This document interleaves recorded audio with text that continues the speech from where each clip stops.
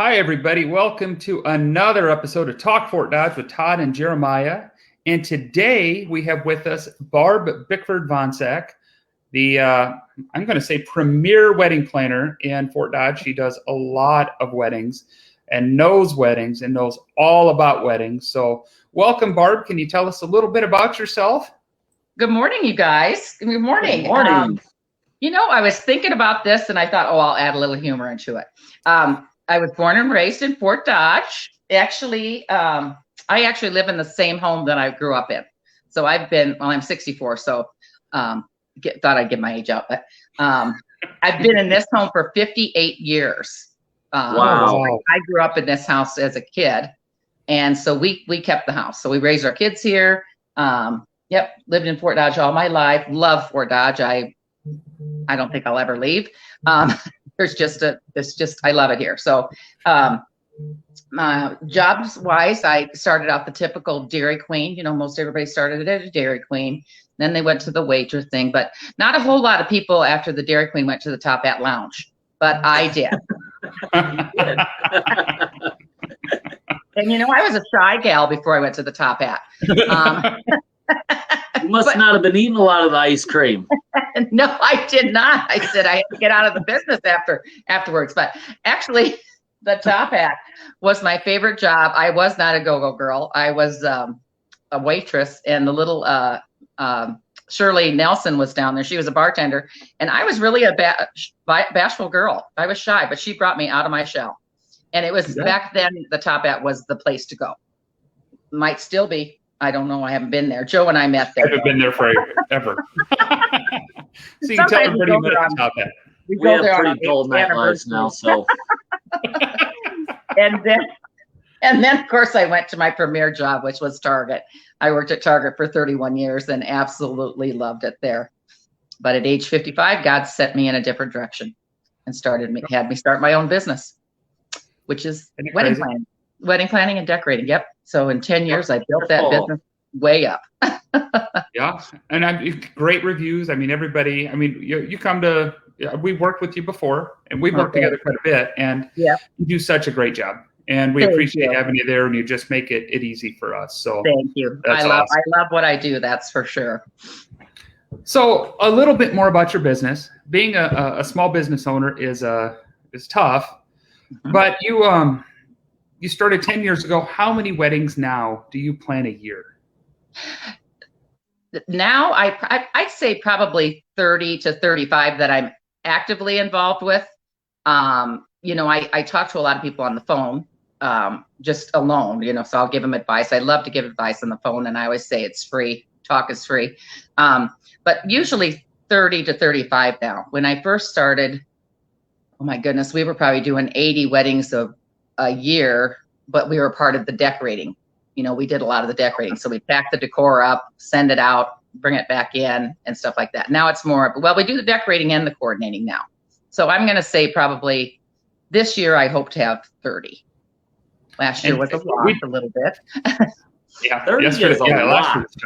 We actually, gosh, Todd, I was trying to think of that this morning. I think I had at least 13 or 14, and a lot of them were out there with you guys, and started June 20th last year and ended on November 16th. So in between that, I think I had 15 to 20, and of course a lot of cancellations, but it was a learning curve for everybody.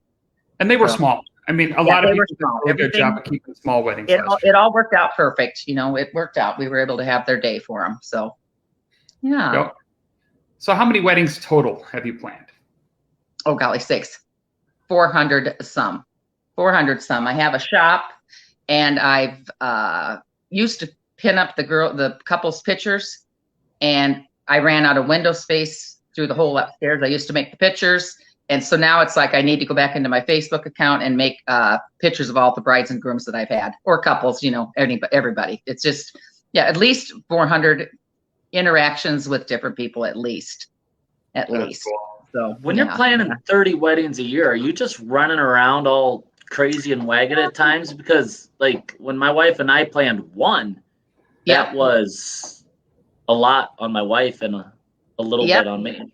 Well, with each client, we first meet, we'll meet. I'll meet with them. I always tell them I meet and I talk to them about everything that I do. I give them information about everything. So like if I'm able to get a client before they booked anything, I like to talk to them about, venue, DJ, church, because I know a little bit about everything. I can tell that, give them the advice for everything.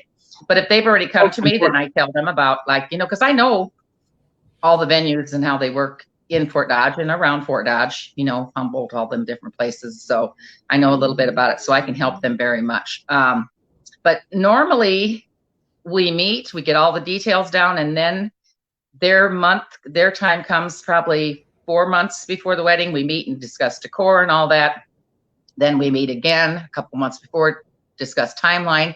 And then like this week, I have my first wedding out to Cardiff. So I'm starting out March 20th this weekend to have one.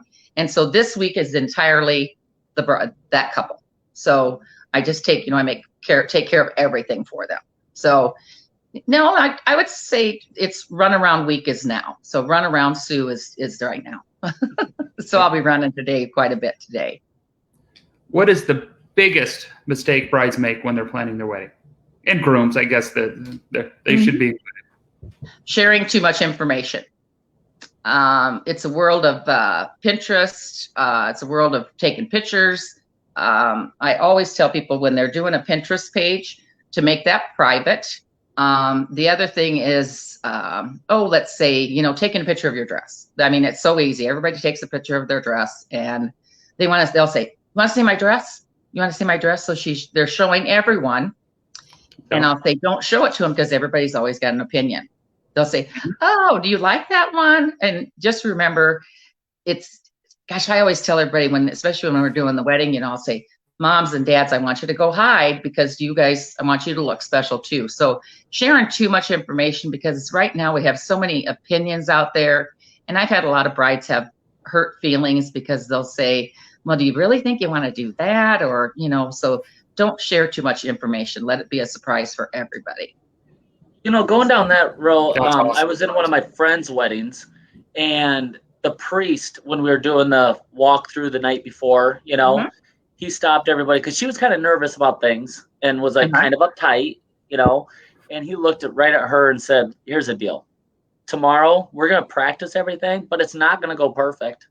It's not. Things are going to happen. A kid might scream. Somebody might fall on their face, but it's okay. It's all going to be okay. Don't expect everything to be perfect, and it will be. It'll be perfect.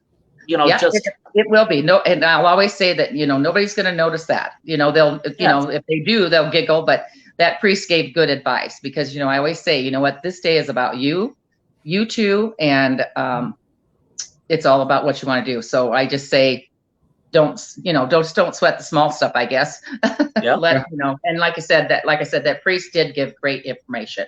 That was a good calming point. So that was perfect. Because I thought about that in every other wedding I've gone to. It's like, that was good advice. So it was. It always happens. It was probably Monsignor.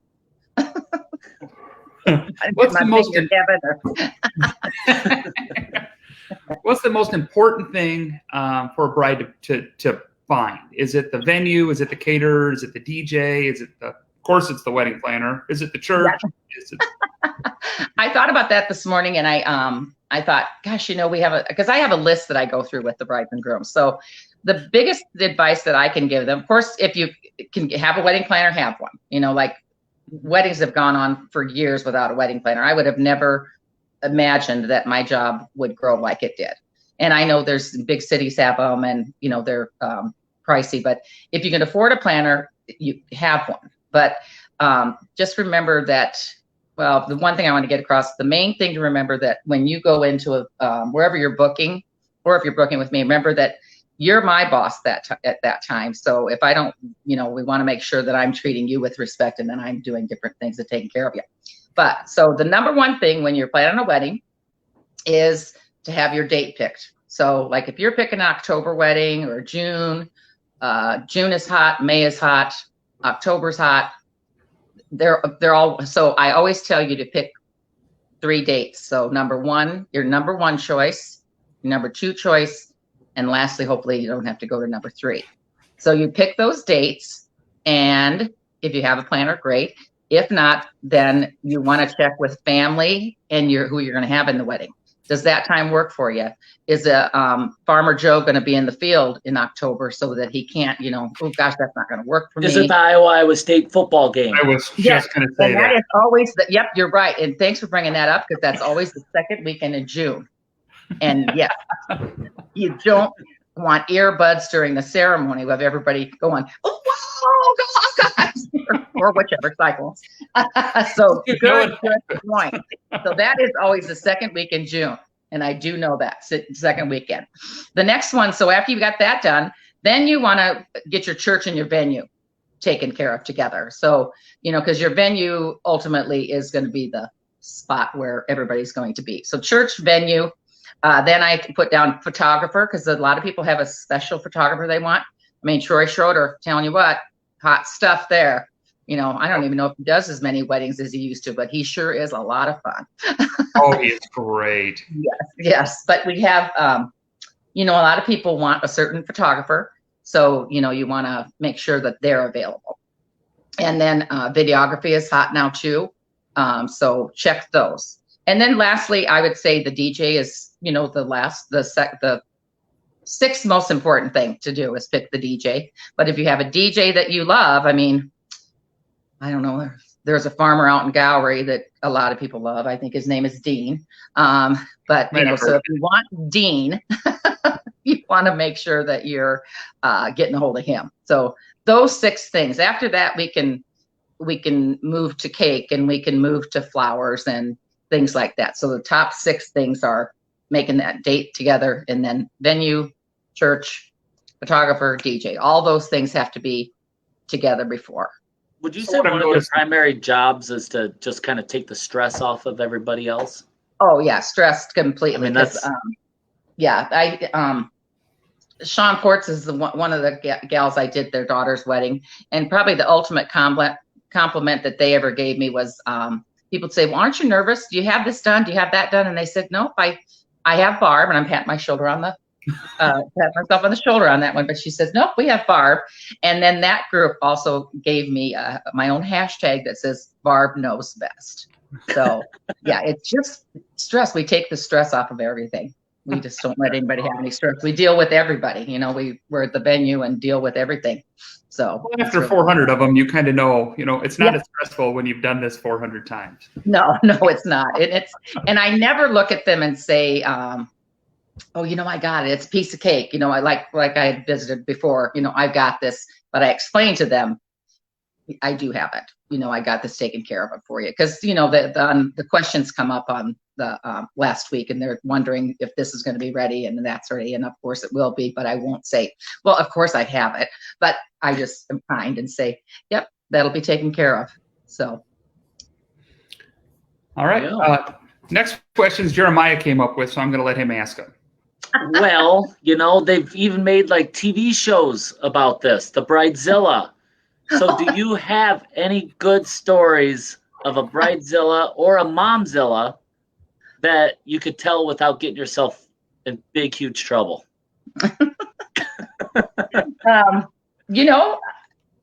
I don't have a whole lot of them. Like I said, I have a fun personality, so we usually have a good time. But again, towards the week of the wedding, it does get a little stressful. I've had people come in and say, that this is the big questions. Is this done? Is that done? Is the cake person been called? Blah, blah, blah, blah. So what I'm saying is like, yep, yes, yep, I have called them. I've got that taken care of. Normally it happens kind of in the beginning, like when we're talking like decor and things like that. I might have a mom and a daughter clash a little bit about decor. Like mom will say, well, we want these vases this tall or whatever, this high, which high decorations are great, but I always suggest low so we can see each other at the tables. But your guests are going to the party to like converse with each other. Yeah. So don't have a big old planter or whatever there they're going to have to take off the table anyway. Absolutely. But anyway, so let's see, going back. Lost my track. But anyway, so the mom will say, well, she wants these vases, and then the bride will say it kind of in different words, but so I'll paraphrase a lot. So I'll say, so what you're saying is, so it was mom said the same thing, but the daughter wanted to say it in a different way. So usually what I do with those cases, and that's probably where I run into the most trouble, was with moms and daughters. And I want to remind everybody that planning a wedding is, to a mom in some cases and a dad, one of the biggest things that they want to do for if you have a daughter. Like I said, I planned my daughter's wedding. It was probably the biggest thing. And I remember she and I snapped at each other a few times. And a friend told her, remember that this is a special time between your mom and you. So it's a special time between your groom and your mom, your dad, all of that. And enjoy that time, because you don't get it back. So, but yeah, so now I handle those Momzilla, Bridezillas, but really have not had any bad ones. Well, listening is what it sounds like. What you're doing is just listening. Mm-hmm, and I'm just going to tell you this real quick. Nate and I own the brewery, and I cannot tell. Once a month, we'll be going back and forth at each other, and I'll say, "Uh-oh, did you freeze, or are you just looking at each other?" I think he giving froze. A funny look. I think he froze. Did you freeze? I should be back now. Sorry about that. What? Tell me about my internet's goofy. You and Nate again. I wanted that story. What about you and Nate? We'll be going back and forth and almost yelling at each other, and finally I'll say, Nate, we're both saying the same thing in a different way. We're arguing about the same thing with the same outcome. We just had to listen. Yeah. So, it's like, well, my mother-in-law might be really mad at me for saying this, but at our wedding, we had a big issue with the punch. She wanted the punch one way. That was the family, and she wanted to take care of it the whole night. But we also needed like 14 gallons of ice cream at the Opera House. It's like, sure, let's just have normal punch. And she was like, no, we have to have the family recipe, and I'll fill it. It's like, we want you to have fun. And who was going to do that? The mom of my mother-in-law. Okay. She was going to take care of it, and we're like, we don't want you to have a job. So stop. Oh yeah, exactly. And that's what I'll always tell the moms. I'll say, and so if somebody doesn't have a planner, I'll say, because when they meet with me, I always say, I want you to walk out the door and think about it. You do not have to, don't feel that you have to book with me. I usually don't take any money on the first trip. But I'll say, you've got to have that person that's a strong communicator that's going to take care of it. Yep. Because we don't want mom making punch on the day of the reception. No. We want mom out on the dance floor having fun. Exactly. So yeah, so you can do, like I said, and sometimes, many times, if they're just renting decor for me, I do the same thing. I plan everything. I'll say, who's taking care of those cards? Because that's one thing too, and people don't realize it. But when you have a gift card box or whatever, just remember, it's very important to have somebody keep those cards out of that box, because those cards do walk out of the venue. They do walk out. You never think that that's going to happen, but I remember going into the Starlight one time and was just meeting the bride and groom, because I had done, I don't know what I did, maybe tablecloths or something. I didn't do the whole thing. And I walked in, there was a bird cage just full of cards. And I finally looked at the dad and I said, ooh, I think you need to move that card box now, because you could have anybody could have walked in there and took a card. And it has happened. I've had a few people say that they've lost their cards. So very important to keep those in. Yeah, it is terrible. You don't think it would happen, but it does. Well, Barb, I think we have one last question for you. Okay. Have you ever done a wedding planning for anybody that you actually thought that it was going to fall apart later? The wedding? Jesus, I can't even ask the question properly.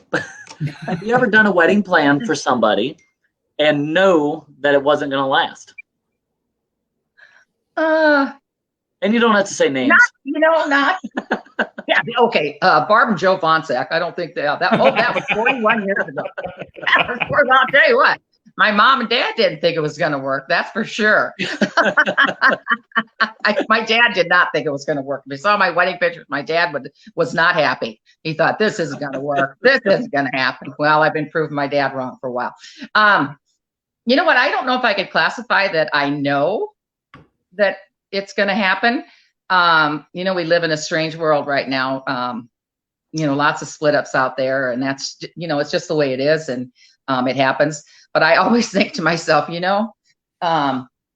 if you, I always want to tell them, for an extra $200, you can call me for the rest of my life. If you're seeing like you have trouble with, your spouse, call me up because I'll tell you what it's like. It's not real. It's not always happy. It's not like you see on TV.